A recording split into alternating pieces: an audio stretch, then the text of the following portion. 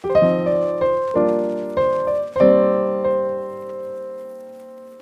a couple of these might be kind of a review.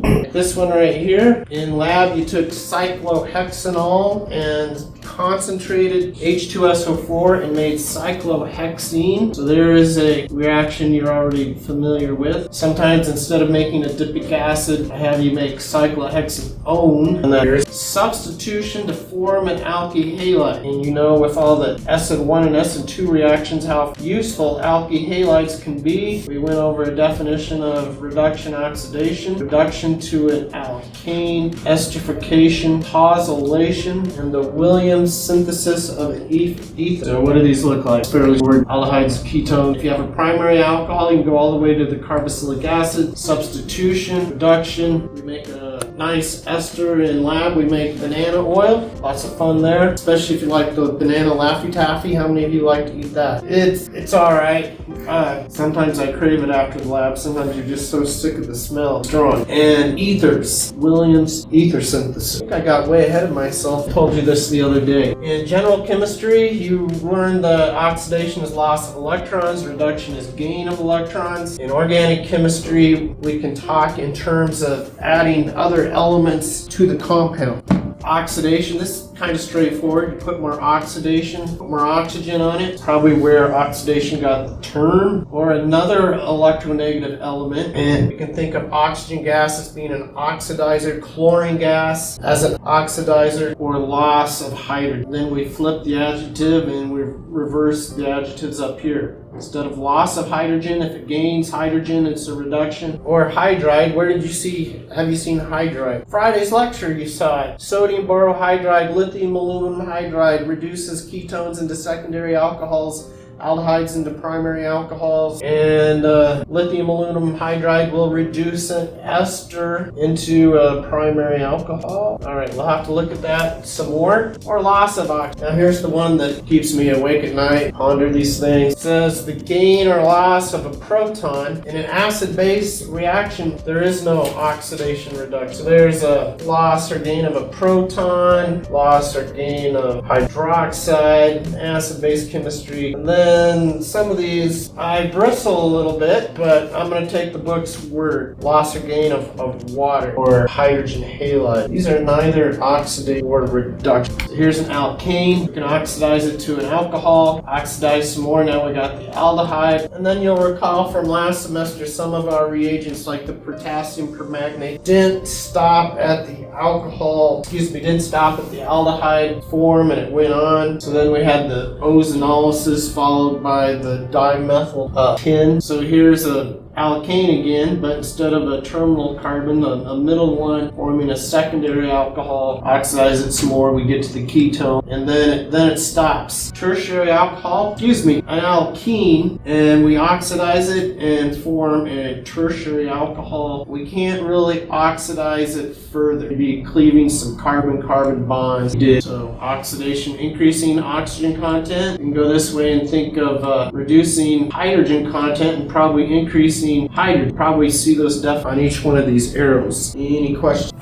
Oxidation of secondary. This is a nice reagent. Sodium hypochlorite. This is bleach and acetic acid. Your cyclohexanol. Oxidize it. Get cyclohexanone. Secondary alcohols become a ketone. And when I'd have students do this in lab, we use the chromic acid. And the way you form chromic acid is you put sodium dichromate, sulfuric acid, and they form these species. It's nice, beautiful orange, turns a greenish blue. Here's why I don't really lab for that one. This is a more environment-friendly agent, and we have some of this jar of this stuff. Beautiful green, looks metallic and awesome. Chromic, little inorganic chemistry there. How does it work? Here's the mechanism. Chromic acid. Here's the alcohol. You form an inorganic ester. Of course, the carbon side looks like an ether, but that's not a carbonyl carbon, but it has a double bonded oxygen. So I guess that's why they call it ester. Once this thing forms, you have those electrons jumping there, protonated. Those electrons leave with oxygen. They jump onto oxygen, you get that single bond. And if we tried to determine the oxidation state on this chromium, we would come up with chromium 4. If we did it here, hopefully we'd come up with chromium 6. Fortunately, this is OChem, and so I'm not going to demonstrate that now. And let's twist my arm arm after class, I will do that for you. So cyclohexyl methyl, maybe a bit on nomenclature. It's hard to name this as a substituent. So that rule about if the cyclic portion is longer than the acyclic, name the acyclic part as a constituent. We can throw that out for a couple of reasons. One, alcohols have a lot of priority, and this is easily named as some alky group, cyclomethanol, and then all of a sudden we have to call this cyclohexane carboxylic acid. So Friday or Wednesday saw cyclohexene carbaldehyde. You have a hydrogen. So as we've seen with other reagents, this doesn't stop at the aldehyde state. It goes all the way to the carbon. So here's one of those things you want to probably put on a card when you take an exam. I won't let you when we take a quiz, but PCC is an acronym. It stands for pyridium chlorochromate. Here's take pyrene, HCl, chromium 6 oxide, mix it all together, it forms this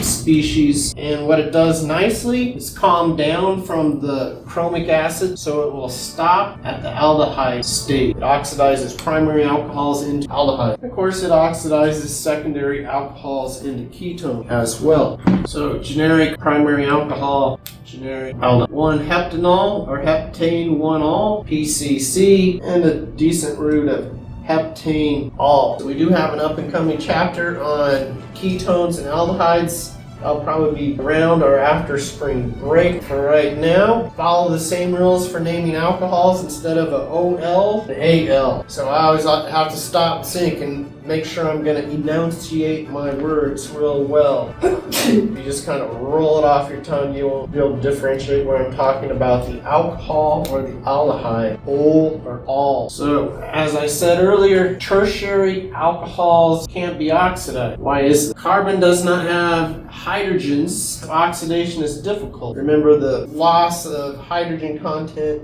constituted oxidation. Chromic acid is a test for primary and secondary alcohols because tertiary alcohols do not react. We're going to look at this thing eventually called the Lucas reagent, which is a spot test for alcohol. You tell whether you have a primary or secondary or tertiary by how fast you form two layers in a test of sodium hypochlorite compound in bleach, the presence of generally acetic acid solvent. Here's cyclohexanol or cyclone, and look at the hazardous material, salt water, kind of a nice green reaction. Wern oxidation, guy who developed it.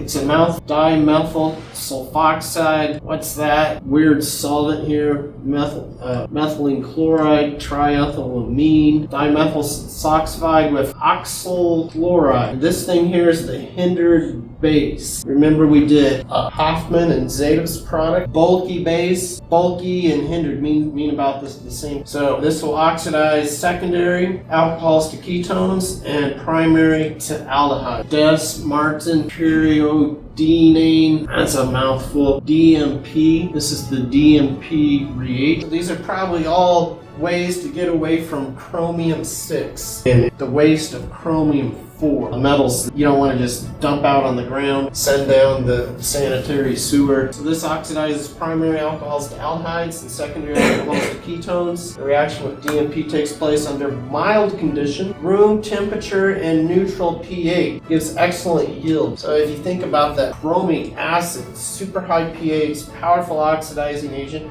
can probably chew up a bunch of other things in your organic molecule that maybe you don't want chewed up when you want to turn the OH into a carbonyl carbon. So that's why I mention these other reagents. Biological oxidation. The liver produces alcohol dehydrogenase, ADH, which is an enzyme that catalyzes the oxidation of ethanol. So did one of you say you're in biochemistry at the moment? All right, in biochemistry you learn all about the nicotinamide, dinucleotide. It comes to play in a lot of metabolic paths. Ethanol oxidizes to acetaldehyde, then acetic acid, which is a normal metabolite. So if we didn't know what NAD plus is, it's It's this thing here. I don't know what sugar's on here, but this is the NAD. Here's the ethanol. Here's the alcohol dehydrogenase. I learned in biochemistry for ends and ace, it's an enzyme. Not necessarily useful for anything unless, you want to make up some word and make it end and ace, partial credit. So here is acetaldehyde. That's what we've just been going over. Primary alcohols can be oxidized to aldehydes. And now that we've gone over what constitutes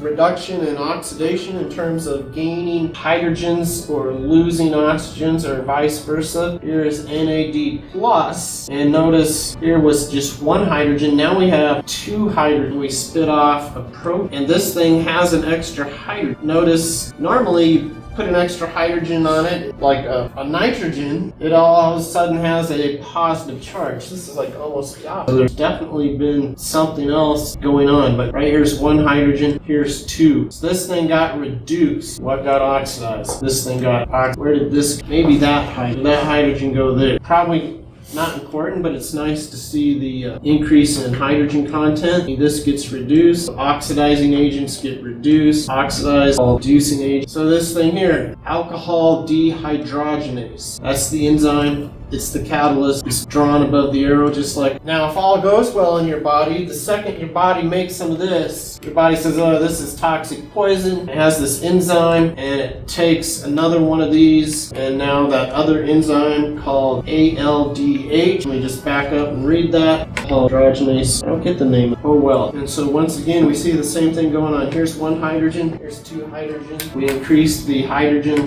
content of this molecule, so we say this is the reduced form, this is the oxidized form. This thing gets reduced, therefore this is oxidized, and we see the acetaldehyde to acetic acid. Ethanol gets oxidized to acetaldehyde, then acetic, which is normal tabula. So a lot of times I ask my students, do you know what Antabuse is? Anybody ever heard of Antabuse? Well, that's good. Antabuse has this other name called Disulfiram. It looks like this thing here. And a lot of drugs inhibit enzymes. You can inhibit the enzyme of a bacteria. That could be an effective antibiotic. So what this thing does, it stops the enzyme that takes acetaldehyde to acetic acid. Antabuse is a medication used to support the treatment of chronic alcoholism by producing an acute sensitivity to ethanol.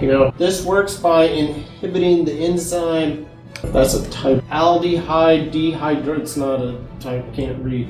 Aldehyde dehydrogenase, specifically this enzyme, causing many of the effects of a hangover to be felt immediately following alcohol consumption. Drug plus alcohol, even in small amounts, produces flushing, throbbing in the head and neck, a throbbing headache, respiratory difficulty, nausea, copious vomiting, sweating, thirst, chest pain, palpitations, dysthenia, which is shortness of breath, hyperventilation, fast heart rate, low blood pressure, fainting, marked uneasiness, weakness, vertigo, blurred vision, and confusion. Sounds like a party. And in severe reactions, there may be respiratory depression, cardiac collapse, abnormal heart rhythms, heart attack, acute congestive heart failure, unconsciousness, convulsions, and death. That will teach you not to drink. So, if you're a chronic alcoholic drinking, your liver is already very compromised, and then they give you this drug that turns it into acetaldehyde and really, really poisons you. I think the ankle bracelet with the sensor is a lot better than taking this. Of course, this you gotta get the person there and make them swallow the pill, right? All right, we're gonna end on that happy note.